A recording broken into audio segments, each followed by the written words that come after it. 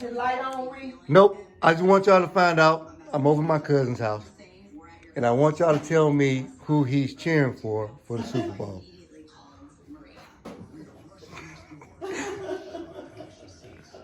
I don't know, man. Does anybody see any Philadelphia anywhere? Look at this here. When you're in this house,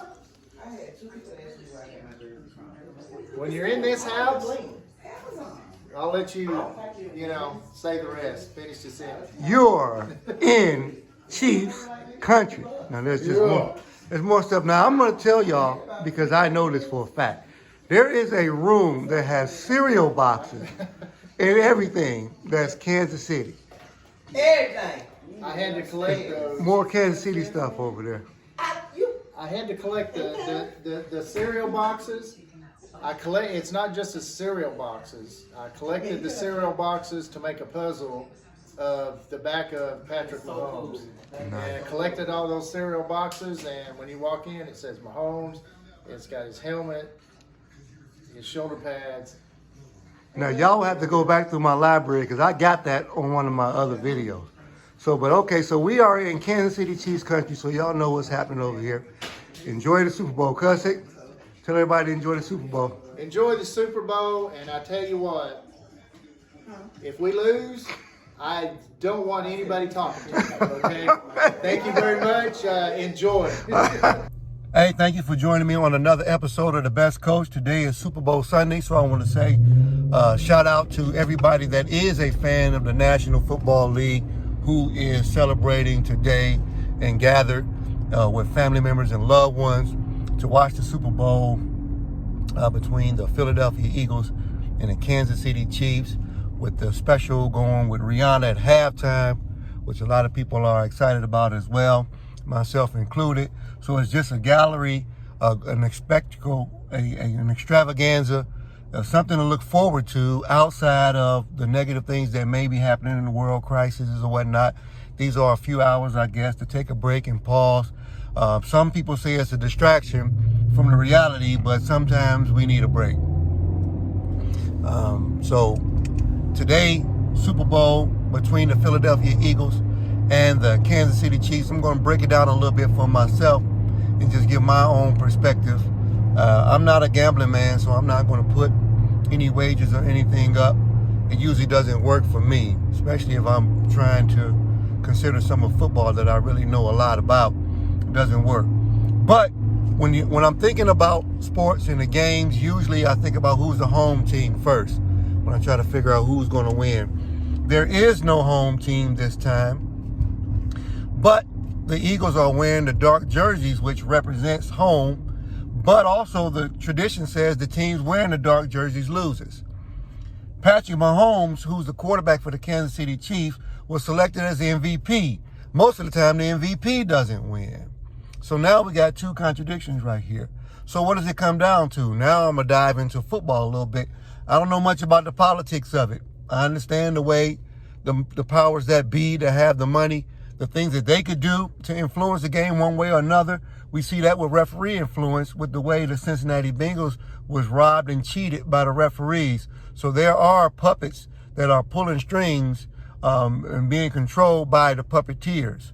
So with that being set aside, and the concept of a Super Bowl being a gambling extravaganza, a lot of things can be in the mix. But if you allow me to talk about football for a few minutes, I would say to you that I will talk about the trenches. Now, what's the trenches? The trenches is the inside area where the bigs are at. The big 5 offensive linemen and basically 4 defensive linemen. And those guys, whoever usually moves the line of scrimmage, everybody knows this, right? Usually the guys that move the line of scrimmage are the ones that control the game. It's not going to be the flashy Patrick Mahomes or the super amazing Jalen Hurts. It will not be those two. It will be guys up front. Kelsey, it will be Chris Jones. These guys will be the main ones. Now, even though the tight end Kelsey is a very skillful player, it's not going to be him. But his brother, who plays center, is a part of what I'm talking about. So the approach, the attack is who moves the line of scrimmage. Can the Kansas City defensive line block, get away or get past the the Kansas City Chiefs defensive line penetrate the Philadelphia offensive line? Can the Philadelphia defensive line penetrate the Kansas City line? Well, if you're looking at the numbers, the Kansas City Chiefs offensive line may be a little bit more suspect, and the Philadelphia Eagles defensive line is very, very good. They got probably 6 or 7 guys in depth, so that means the Philadelphia Eagles will win. So when they're looking at the secondary, the defensive backs, the Kansas City Chiefs have a lot of injuries. Hopefully some of these guys are a lot healthier to make the game competitive so that the Chiefs don't get blown out. But the Eagles with Bradbury, very physical corner. They got a lot of guys on their side that play strong football. The Kansas City Chiefs offense, it always seems to move. Now I want to see if they can move against the Philadelphia Eagles in a neutral environment in Arizona. Patrick Mahomes is very key, though, once we get away from the trenches and the things that he can do. He's hobbled by either an ankle or a knee injury or something like that, so we'll see how healthy he is when he's out there. But his competitive level is off the charts, and he cannot be underestimated. And Kelsey, the tight end, is always open. Always open. He's always open. So with that being a fact in reality, it's very possible that it could be a lot of points scored, maybe because they will not be able to stop the Kansas City offense, I don't believe. But here's the issue and why it's probably not going to be a lot of points scored. The Philadelphia Eagles offense with Jalen Hurts, they are a ball control offense, which leaves Patrick Mahomes on the sideline. He'll be on the sideline most of the game as Jalen Hurts grinds up with A.J. Brown, the run game. What's the other guy from, I can't think of number 6, playing wide receiver. These guys will manipulate the football down the field slowly. And that little offensive set that they got, this little goal line thing, you got to watch that. Maybe get down there, man, they all line up like a cannonball. It's like it's a 1943 football game again, and they just skirmish forward. And they just like hop, hop, hop, hop, and they power forward, and they make it go. And they usually get 4th and 1s or touchdowns off of this formation. It seems unstoppable. But the Eagles have a very fluid offense. Do not be surprised if you see the Eagles put together at least 2 10-minute drives. At least 2 10-minute drives. And will result in either a touchdown or a field goal.